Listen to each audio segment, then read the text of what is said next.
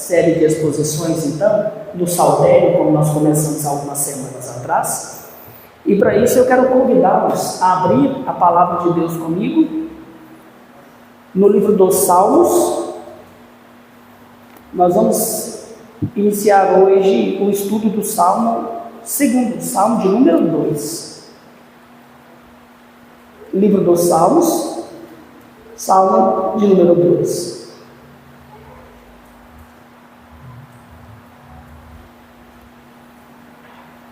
Vamos fazer juntos a leitura da palavra do Senhor, ou melhor dizendo, vamos fazer essa leitura de forma responsiva. Eu começo lendo o primeiro versículo e vocês o versículo seguinte, até nós terminarmos a leitura de todo o texto bíblico. Salmo de número 2. Leiamos a palavra do Senhor. Por que se enfurecem os gentios e os povos imaginam coisas vãs? Os reis da terra se levantam e os príncipes conspiram contra o Senhor e contra o seu ungido, dizendo: rompamos os seus laços, e sacudamos de nós as suas algemas. Disse aquele que habita nos céus: o Senhor zomba deles. Na sua ira, a seu tempo, lhes há de falar, e no seu furor os confundirá.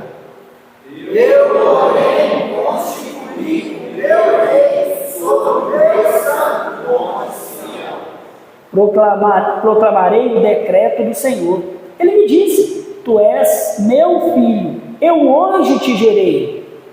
Pede-me e eu te darei as nações por herança, e as extremidades da terra por tua possessão. Com vara de ferro as regerás, e as despedaçarás como um vaso de oleiro. Agora, pois, ó reis, sede prudentes, deixai-vos agredidos, juízes da terra. Servi ao Senhor com temor e alegrai-vos nele com tremor.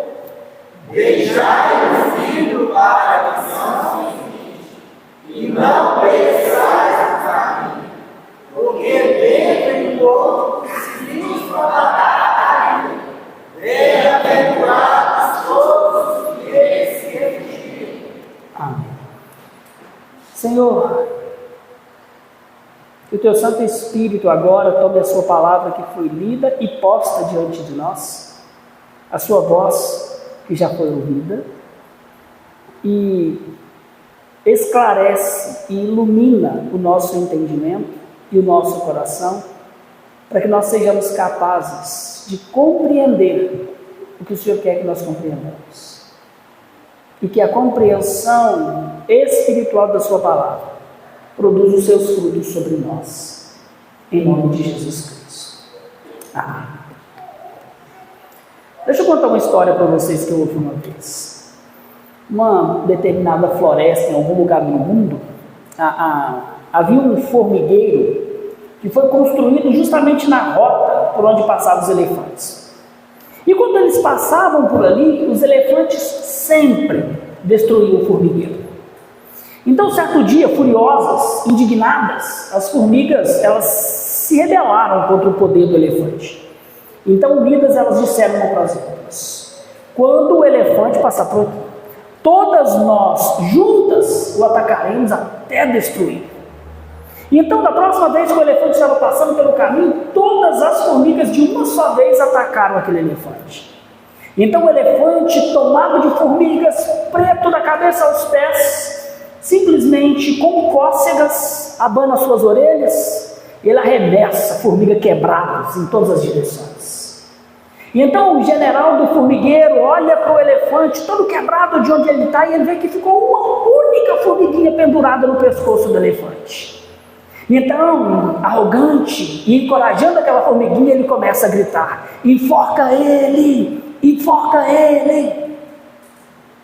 Meus irmãos, a história ridícula do formigueiro e do elefante é a história do Salmo 2. É a história da humanidade caída, rebelde contra o Filho de Deus, na sua inútil esperança de remover de sobre si o domínio dos céus. Como eu tenho explicado nessas últimas semanas, com o Salmo 1, o Salmo 2, ele é de suma importância para o livro dos Salmos, porque juntos eles formam a introdução ao saltério e apontam para os dois temas centrais dos 5 livros dos Salmos. O primeiro, a Torá, ou a lei, e o segundo, a centralidade do Messias. A Torá, como nós já vimos, é ensino para o povo de Deus sobre como crer e como viver. Já o Messias aponta para o governo soberano de Deus, manifesto no trono de Davi. Então, juntos, esses 2 salmos, eles são a essência e a teologia de todo o saltério. Eles juntos nos tomam pelas mãos para ensinar aos fiéis que nós devemos orientar a nossa vida pela lei do Senhor e nos sujeitar ao domínio de Yahvé, que governa através de Davi, que não é outro, ou melhor, que governa através do filho de Davi, que não é outro senão o próprio Filho de Deus, o Verbo encarnado. Então, dessa forma, estes 2 salmos, o Salmo 1 e o Salmo 2, eles apontam, primeiro, para a obediência à lei de Deus, e segundo, para a voluntária e feliz submissão ao Filho ungido, como o verdadeiro divisor de águas entre aquele que é o crente fiel, que está destinado à glória, e o ímpio, para quem a destruição está anunciada e reservada. Hoje nós vamos começar a estudar o Salmo 2. E aqui nós vamos começar a compreender a centralidade no Messias, em toda essa estrutura redentora dos Salmos. Este Salmo, ele nos mostrará que a verdadeira felicidade, meus irmãos, está nesta voluntária e feliz submissão e serviço ao ungido de Deus. Nele, e somente nele, nós encontramos segurança que pode nos livrar da ira vindoura. Por isso, o que eu pretendo fazer essa noite é mostrar porque Jesus Cristo, ele é o Rei absoluto e soberano sobre toda a humanidade. Nós devemos nos arrepender das nossas inúteis rebeliões, nos sujeitarmos a Cristo e buscar nele refúgio. Porque Jesus Cristo é o Senhor absoluto e soberano sobre toda a criação. Nós devemos deixar as nossas rebeliões, buscar nele refúgio e nos submeter ao seu domínio. Pensando nisso, que o ensino da Torá é para nos ensinar a experimentar a vida mais feliz possível, neste Salmo, o Salmo 2, nós vamos aprender que para experimentar essa vida, nós somos chamados a nos submeter a Jesus Cristo, o Filho Salvador dos humildes. E esse é o tema desta exposição no Salmo 2. Jesus Cristo, o Filho Salvador dos humildes. E nós veremos isso em 4 divisões naturais no nosso texto. A rebelião contra Deus, a resposta de Deus contra a rebelião humana, o rei que Deus elegeu sobre a humanidade e, por fim, a reconciliação que ele oferece por meio do Filho. Hoje nós vamos estudar apenas as 2 primeiras divisões do nosso Salmo. E o primeiro ponto, então, é justamente a rebelião da humanidade contra Deus, que vai dos versículos 1 ao versículo 3. Uma coisa que eu quero pontuar para a igreja é que, ainda que o Salmo, diferente de outros, não declare diretamente quem é o seu autor, o apóstolo Pedro, no Novo Testamento, em Atos 4:25, o faz, afirmando que o Espírito Santo falou por boca do nosso pai Davi, dizendo: por que se enfurecem os gentios? Então, porque o Novo Testamento reconhece Davi como autor deste texto, é assim que nós vamos tratar o Salmo 2, como um salmo davídico. E Davi, ele começa o seu texto, ele começa o seu poema com um perplexo porquê. É o espanto de um homem piedoso, meus irmãos, diante da insensatez humana que trama derrubar Deus do trono do universo. E esse porquê, ele nos conduz à pergunta que revela o drama mais antigo de toda a humanidade. Por que se enfurecem os gentios? E os povos imaginam coisas vãs. É importante nós notarmos aqui que o verbo hebraico traduzido por enfurecer não é qualquer raiva ou indignação, é um ranger de dentes, é um tumulto barulhento, é a inquietação agressiva de um coração que não suporta o governo de Deus. Sabem aqueles que matam cristãos, que os acusam, que os perseguem? É disso que o salmista está falando. Já o verbo imaginar, ele carrega a ideia de uma mente ocupada com um pensamento fixo, de um planejamento ativo acontecendo na mente. Aqui é o mesmo verbo usado no Salmo 1:2 para meditar. Mas no Salmo 1, o meditar é o prazer do justo na lei do Senhor. Aqui, o meditar é um plano contínuo sobre como remover o governo de Deus de sobre a minha vida. E meus irmãos, percebam isso. Todo ato de rebeldia contra o Senhor sempre é precedido por um coração e por uma mente que rejeita o domínio de Deus. Os nossos atos são um eco daquilo que enche os nossos corações. Agora, ao mencionar os gentios, aqui Davi está se referindo àqueles países estrangeiros, idólatras, inimigos de Israel e inimigos de Deus, e por conseguinte, inimigos do ungido de Deus, que era o próprio Davi. E com a palavra povos, Davi muito provavelmente está se referindo a todas as etnias do mundo, o que possivelmente inclui judeus rebeldes. Isso então indica que na sua luta por estabelecer o trono justo de Deus sobre a humanidade, Davi ele enfrentou a oposição externa de nações inimigas, mas Davi também enfrentou a oposição interna de judeus rebeldes, como por exemplo Joabe, o seu comandante e primo, de Aitofel, o seu melhor conselheiro, e até mesmo de Absalão, o seu filho. Este texto, meus irmãos, nos mostra a universalidade da rebelião humana pós-queda. Desde Adão, que escolheu interpretar o mundo e tomar decisões sem a palavra de Deus, todos nós nos tornamos herdeiros deste impulso de rebelião contra o domínio de Deus. Romanos capítulo 5 trata de ratificar esse ensino. Ali Paulo nos ensina que antes da conversão, a humanidade vive em hostilidade ativa contra o Senhor.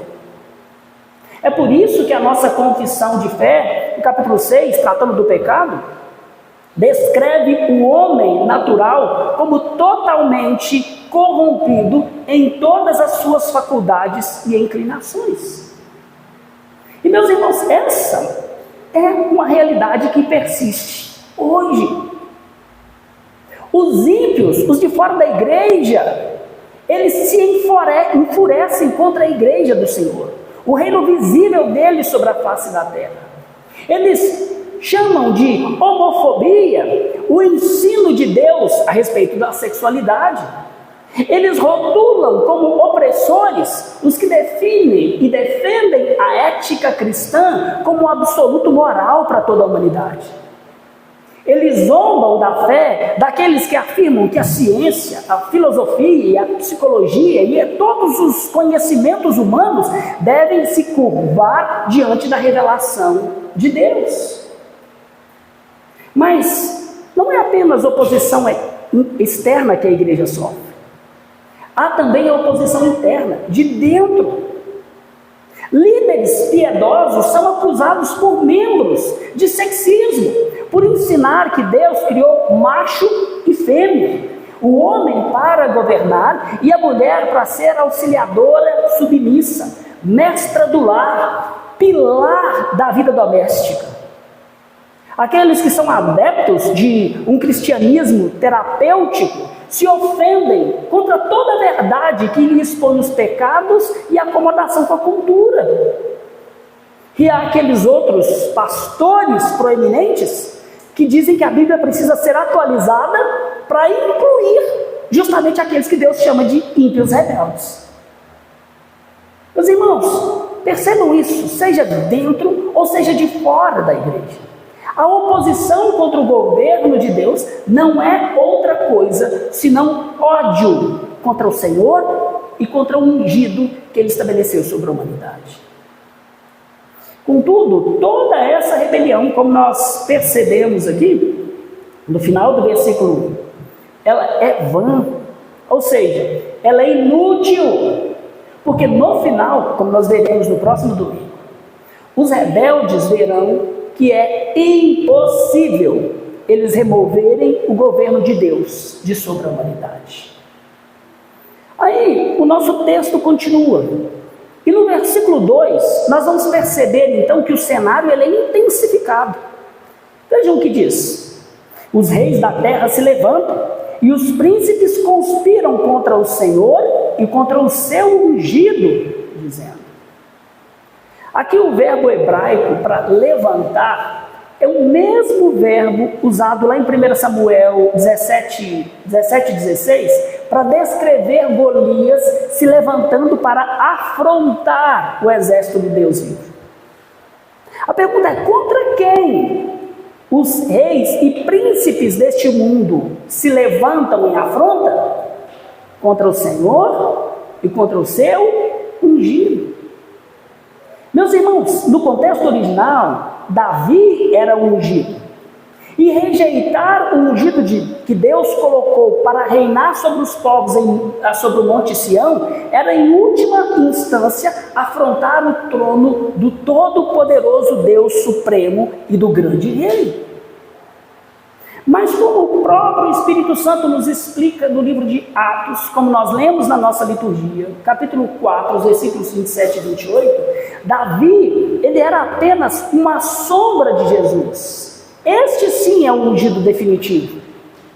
Os reis e príncipes, Herodes e Pilatos, gentios e judeus, simplesmente tipificam o mundo que se opõe ao domínio do Senhor Jesus Cristo.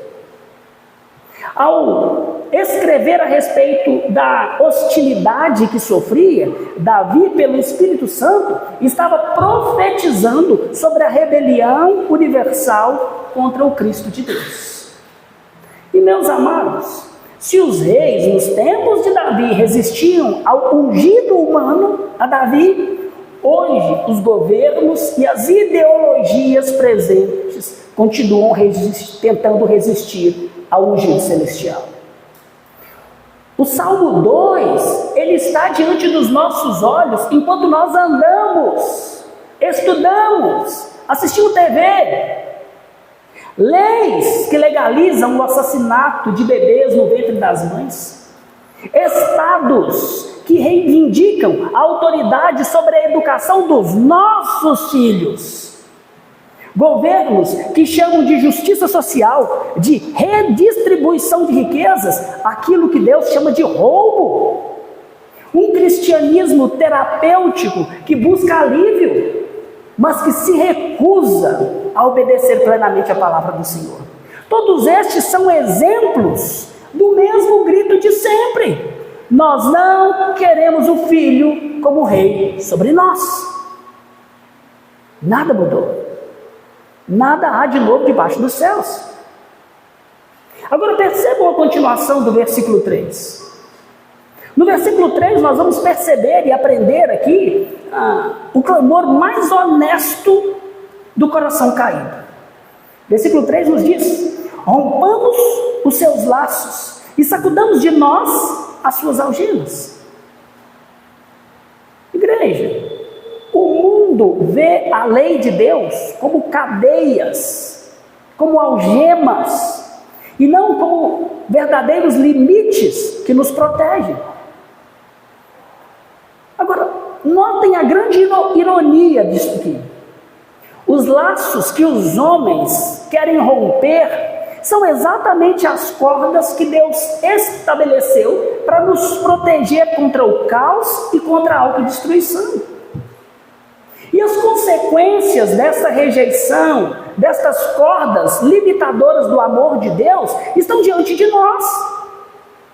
Olhe para a nossa sociedade, para pessoas que vocês conhecem, famílias despedaçadas, bebês sendo mortos no ventre das mães, em nome da conveniência e do planejamento familiar, que muitas vezes, de forma inconsciente, usa pílulas que, sem exceção, podem tornar o endométrio menos receptivo e provocar aborto, impedindo a fixação do óvulo fecundado. Filhos que são criados por terceiros, inclusive filhos de crentes, porque priorizam a carreira, porque priorizam o conforto.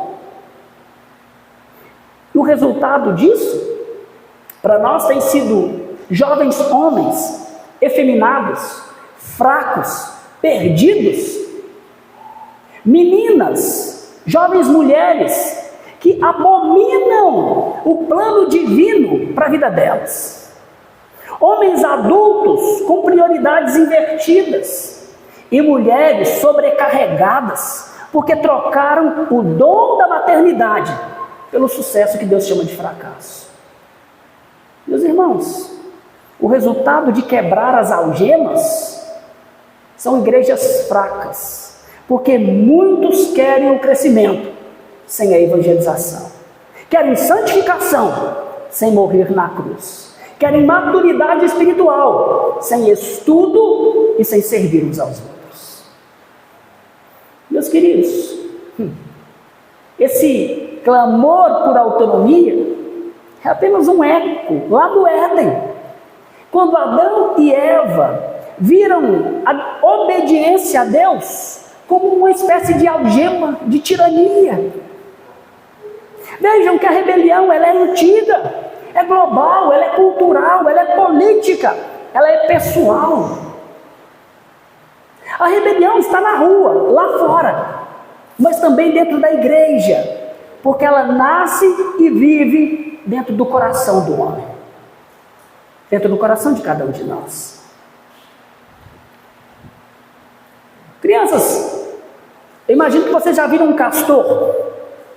Imagine que esse castor, ele decida roer a barragem que sustenta a casa dele. Então ele olha para aquela barragem e pensa: se eu derrubar essa parede, eu vou ter mais espaço, eu vou ser mais livre para fazer o que eu quiser. Então ele começa a roer e ele celebra cada dentada como uma vitória de liberdade autônoma, sem limites. Eu posso fazer o que eu quiser, quebrar todos os limites. Mas aquele castor não percebe que aquela barragem é o limite que a sabedoria de Deus colocou sobre ele para manter segura a casa dele. Mas de repente, a barragem irrompe e a água arrasta troncos, lama, galhos, e junto com tudo isso, a casa dele. Aquele castor, crianças, na sua ânsia por libertar-se das estruturas que Deus criou e que limitam-nos para o nosso bem, destruiu a estrutura que sustentava e preservava a sua casa. Meus irmãos, assim é o mundo, serrando, cortando, destruindo ou tentando acabar com as estruturas que Deus estabeleceu para sustentar a humanidade, a ordem, e nos livrar do caos. E aqui, meus irmãos, há uma aplicação para nós.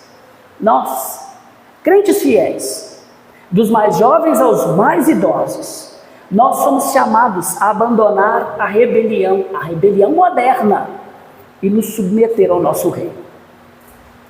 Meus irmãos, se esse é o retrato da humanidade sem Deus, então nós precisamos seriamente perguntar com sinceridade: onde essa rebelião tenta encontrar abrigo na minha vida, no meu coração? O problema não está apenas lá fora. Lembrem-se, o Salmo 2 foi escrito para o povo de Deus. Para alguns aqui, a rebelião ela aparece de forma sutil, nos questionamentos a respeito da autoridade da palavra.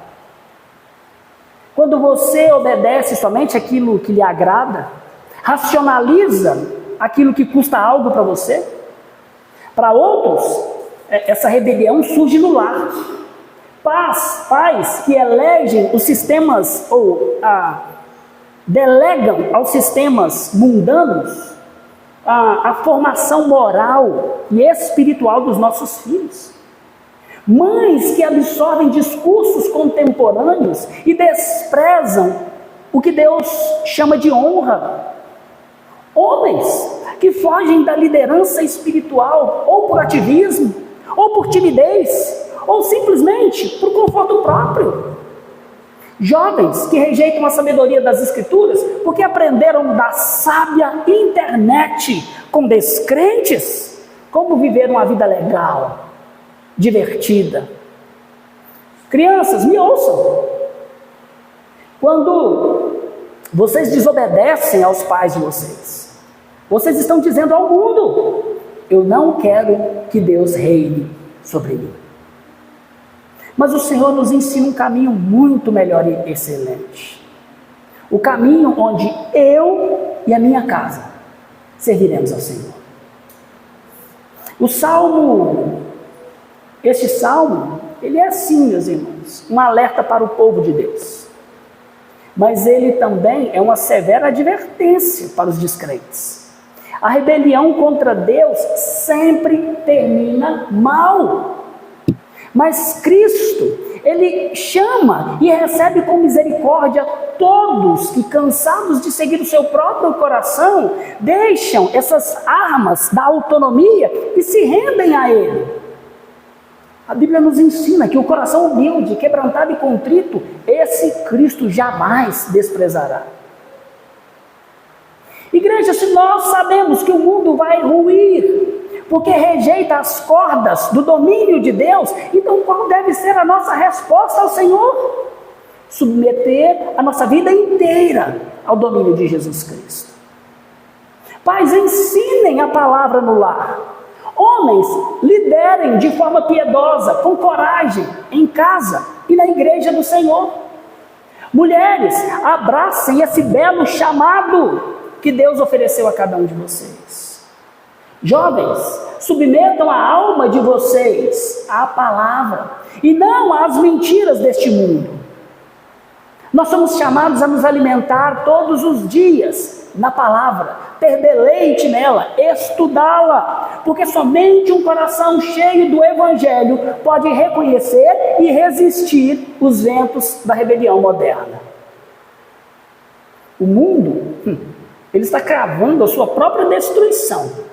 Mas a igreja é o povo de Deus que jamais lança fora as cordas do Senhor. Pelo contrário, nesses limites encontra vida, verdadeira liberdade e segurança pelos séculos dos séculos.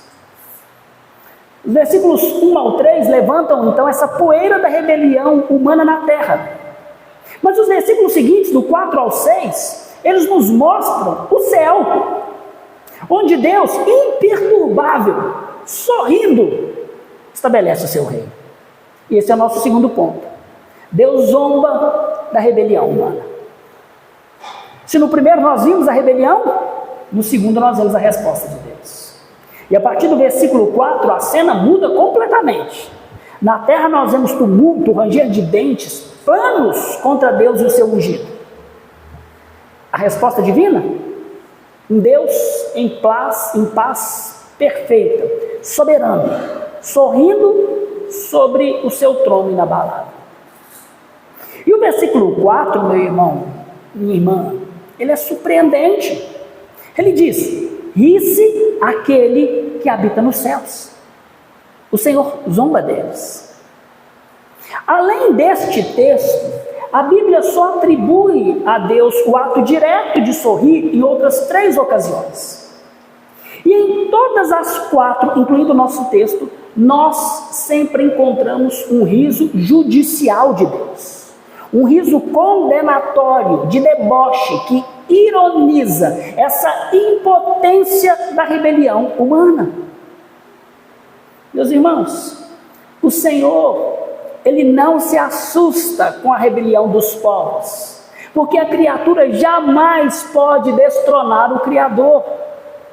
Como Calvino bem explica, Deus ri não porque Ele despreza a humanidade criada à sua imagem, mas porque despreza a pretensão da criatura, por achar que pode simplesmente destroná-lo. E a nossa confissão ajuda-nos a entender isso, quando ela diz que, afirmando a respeito de Deus, que Ele, desde a eternidade passada, decretou tudo o que acontece de maneira livre e inalterável. Isso significa que não há espaço para surpresas e nem ameaças ao trono de Deus. Ninguém pode removê-lo de onde está. Agora, para nós, a igreja, essa imagem do riso de Deus, ela é pastoralmente muito preciosa. Meus queridos, que crente que não olha para o atual cenário político, jurídico, moral, cultural da nossa nação e pensa: o mundo parece completamente fora de controle. Mas aqui nós somos lembrados por Davi de que só parece fora de controle para aqueles que olham apenas da terra. Deus não perdeu o governo, Ele não recuou, Ele não abandonou a sua criação. Nenhuma ideologia moderna, nenhum tribunal ou lei humana que desafia a lei de Deus pode sequer promover um arranhão no trono soberano do Altíssimo. Deus não treme diante da nossa rebelião, Ele ri e zomba.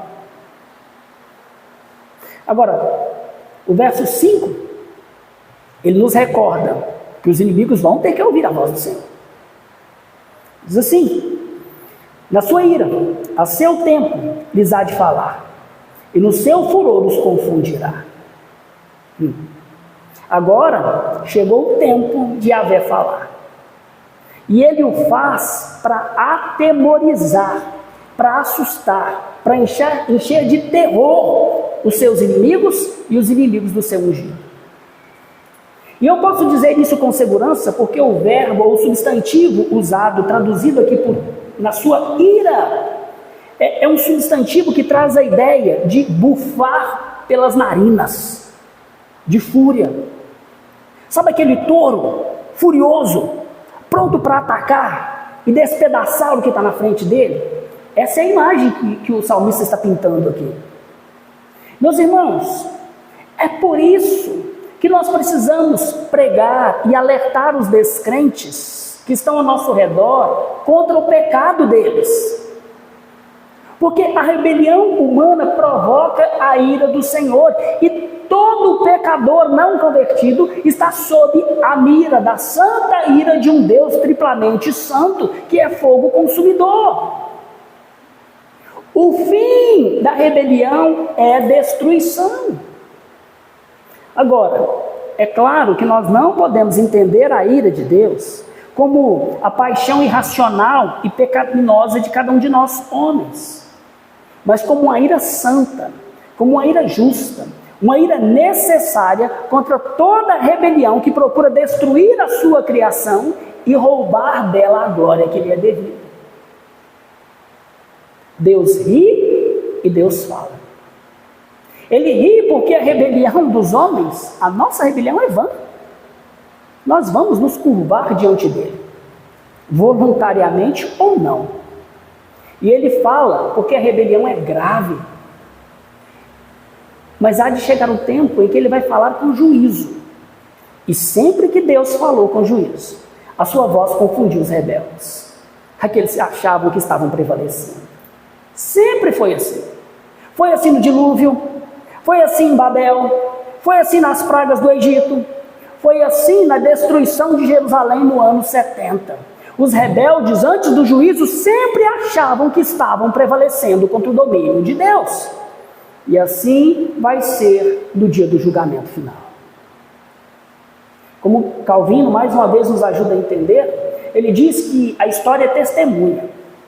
Ainda que agora, com misericórdia, Deus esteja agindo como quem não se importa, chegará o momento em que os rebeldes sentirão o que significa guerrear contra os céus.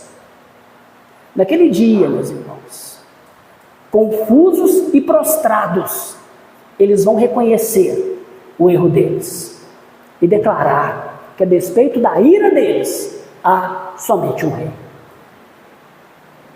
E então nós chegamos ao coração dessa estrofe. No verso 6 nós lemos Deus declarando: eu, porém, constituir o meu rei sobre o meu santo monte Sião. Este porém é a resposta soberana de Deus à rebelião dos gentios, das nações e até dos que professam fé no seu nome, no meio do seu povo. Os povos conspiram, mas Deus decreta.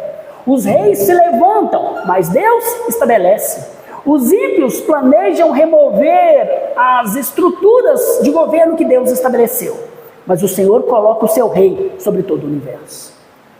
Então, depois dos gritos violentos dos rebeldes do versículo 3, a voz de Deus é a última palavra e palavra definitiva.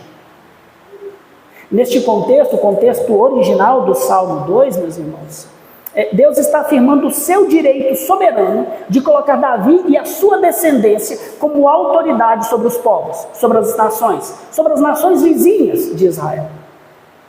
E é daqui que procede toda a confiança de Davi. Davi não confiava em si mesmo como se ele possuísse poder para vencer os seus inimigos. Não, ele não tem. Antes, a confiança de Davi nascia toda da convicção de que ele estava simplesmente seguindo a vocação que Deus lhe concedeu. Domine sobre os povos, gostem eles ou não. Mas uma vez um estudioso reformado, ele coloca isso da seguinte forma: na pessoa de Davi, Deus mesmo estava sendo ofendido, afrontado, injuriado. Então ele, Deus, não podia fazer outra coisa senão demonstrar que ele era o defensor do rei, que ele mesmo havia estabelecido. Rejeitar Davi era rejeitar Deus. É por isso que a rebelião é grave. Rejeitar autoridades instituídas por Deus é rejeitar Deus. Mas uma coisa que a gente precisa lembrar é que Davi, como qualquer outra autoridade, mas Davi especificamente, era apenas um tipo do rei supremo para o qual esse versículo aponta. O Novo Testamento deixa isso muito claro para nós.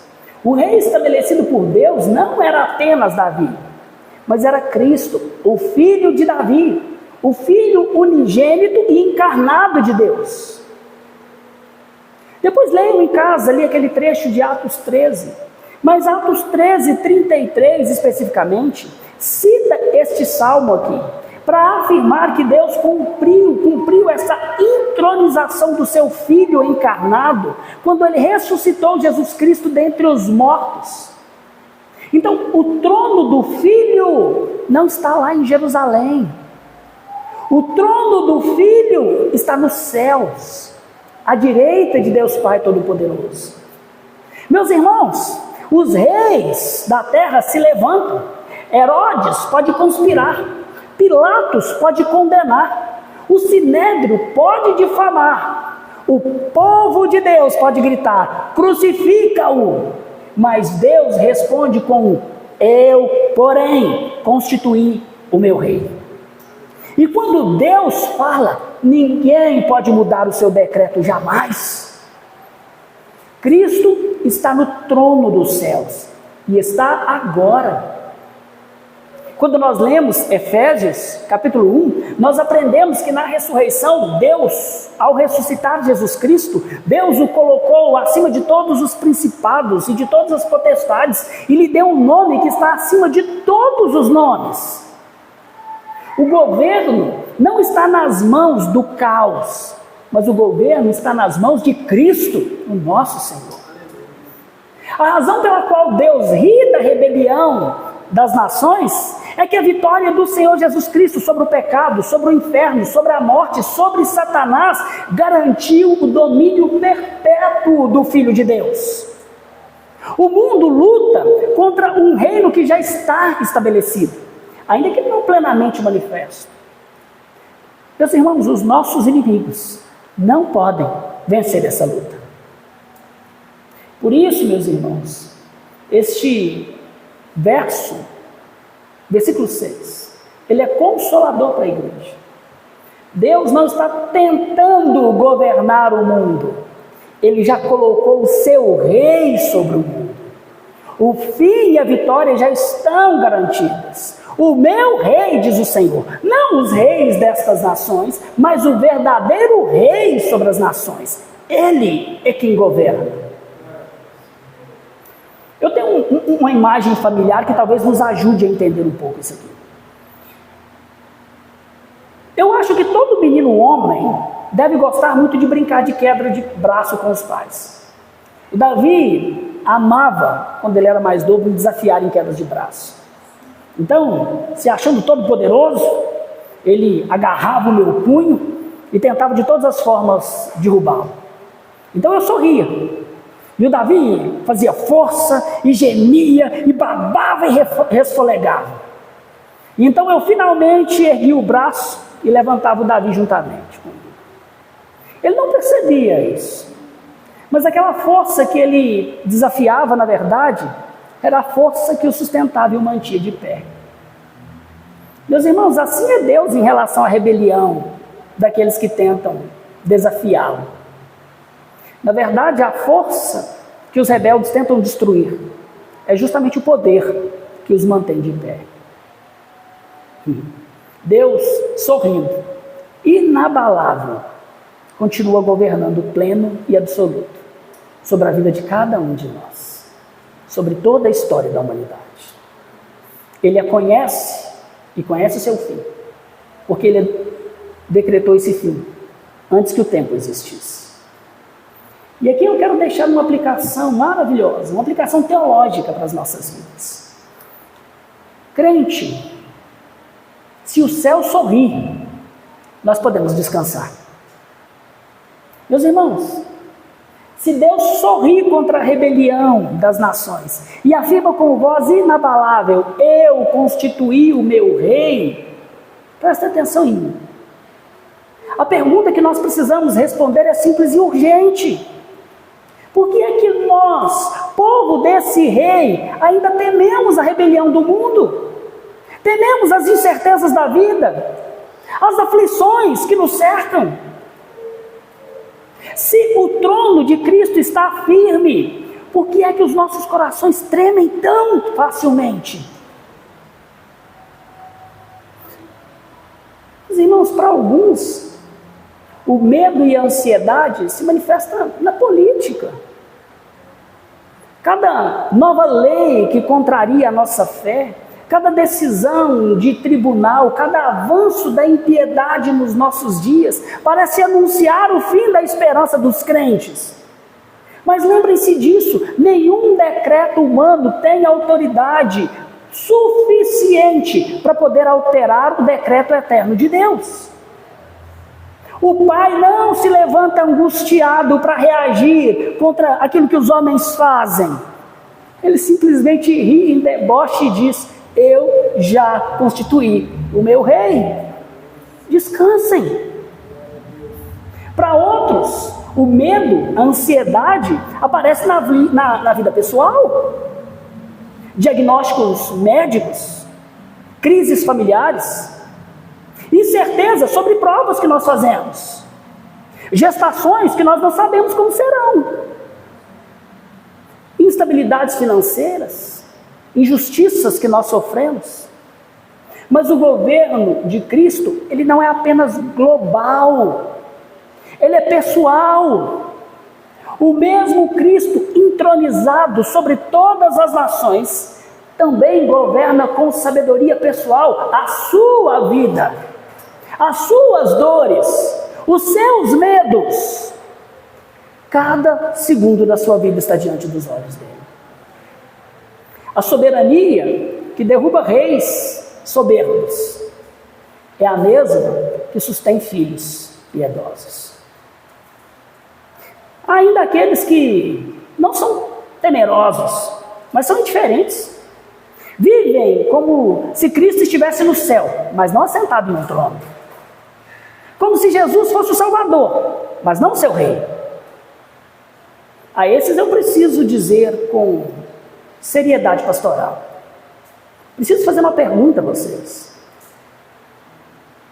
Se você crê que Jesus Cristo governa sobre o mundo inteiro, por que ele não governa todos os aspectos da sua vida? Por que ele não governa sobre a sua família? Sobre o modo de planejar a criação de uma família? Por que ele não governa sobre o seu tempo? Sobre o seu dinheiro? Sobre a motivação pela qual você trabalha? Por que ele não governa a motivação pela qual você decide ou não ter uma família? Essa ou aquela profissão? Por que ele não governa absoluto sobre as suas escolhas? Sobre a sua internet? Sobre o seu bolso? Sobre a sua sexualidade? Sobre a sua vocação? Ou ele é Salvador e Senhor, ou ele não é nada para essas pessoas. Crianças, me ouçam. Quando vocês obedecem, mesmo quando ninguém está vendo, ou quando vocês são justos, quando ninguém viu a injustiça, o que vocês estão dizendo ao mundo é: Jesus Cristo é o meu rei. E quando vocês fazem isso, ele se alegra em vocês. Sejam justos, sejam obedientes. Sabe? Eu digo essas coisas porque nós podemos estar na igreja e podemos não ser convertidos ao Senhor, ser simpatizantes, mas não servos. Acreditar que um Deus existe, mas não que Ele é Senhor e Deus da minha vida. Saibam disso. Não há segurança fora do Rei. Não há paz fora de Cristo. Não há refúgio longe do seu trono. E a voz que hoje chama muitos ao arrependimento e oferta graça é a mesma voz que em breve vai denunciar e apontar a condenação definitiva daqueles que o rejeitaram. Nós precisamos estar seguros diante do trono de Cristo quando essa voz derradeira se manifestar. Meus irmãos, se Cristo reina, e Ele reina, então nós podemos rejeitar o pânico e descansar em paz no domínio dEle. Em vez de desespero, nós devemos adorá-lo. Em vez de tentar ajustar a Bíblia ao mundo, nós devemos ajustar a nossa vida à palavra. Ao invés de termos receio do futuro, nós devemos nos encher da alegre confiança e da esperança no governo do Rei que vive e domina pelos séculos dos séculos. Sabe?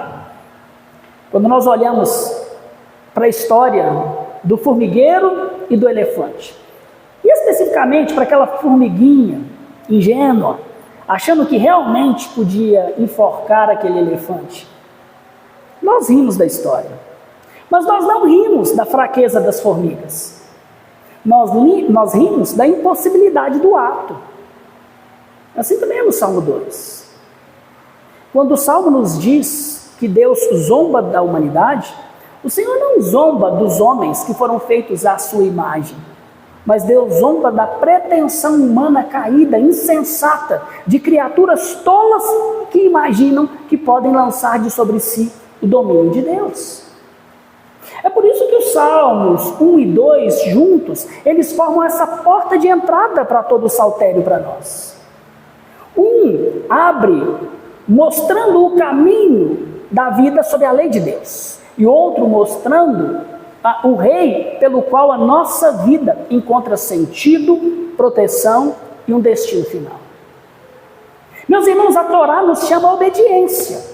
O Messias nos chama a esta voluntária e alegre submissão e serviço a Ele. A lei aponta o caminho para a vida verdadeiramente feliz, e o grande Rei garante que nós chegaremos ao destino da verdadeira felicidade eterna. É por isso que A verdadeira bem-aventurança, ela não está primeiramente nas coisas que nós podemos ter neste mundo, mas em andar conforme a palavra e nos curvar diante do Rei de toda a terra. E aqui, diante deste soberano Cristo ressurreto, fica uma pergunta importante para nós. Se Deus ri do levante das nações, o que é que o povo de Deus deve fazer em resposta a isso? A resposta é simples. Nós devemos descansar, nós devemos obedecer e nós devemos anunciar.